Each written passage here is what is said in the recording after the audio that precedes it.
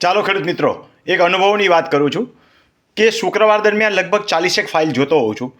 બધાનો એક સરખો એક નિચોડ આપું તો એમ કહી શકાય કે મોટાભાગના પ્રશ્નો ખેડૂતોની અજ્ઞાનતાને કારણે ઊભા થયા છે. જે કાયદાકીય અજ્ઞાનતાઓ હોય, રેવન્યુ વહીવટી અજ્ઞાનતાઓ હોય, ચાહે ભાઈઓ વચ્ચે સમજૂતીમાં પણ કાયદાની અજ્ઞાનતાઓ હોય. એટલા માટે તાલીમ કેમ્પના વિડીયો જોતા રહેજો, અથવા અનુકૂળતા હોય તો તાલીમ કેમ્પમાં આવજો. કોઈ ગરીબ વ્યક્તિ હોય અને એમ કહે કે હું ગરીબ છું, તો એને ફીમાં હું માગે એટલું ડિસ્કાઉન્ટ કરી આપું છું. પરંતુ ખરા અર્થમાં તમારા રેવન્યુ રેકર્ડને ચોખ્ખો કરવો હોય, જો તમે આવી શકતા હો તો તાલીમ કેમ્પમાં આવજો. ન આવી શકતા હો તો કંઈ હું કોમર્શિયલ પ્રવૃત્તિની જેમ તો કરતો નથી. દરેક તાલીમ કેમ્પના વિડીયો હું યુટ્યુબની અંદર મૂકું છું, એટલે એ તમે જોઈ લેજો.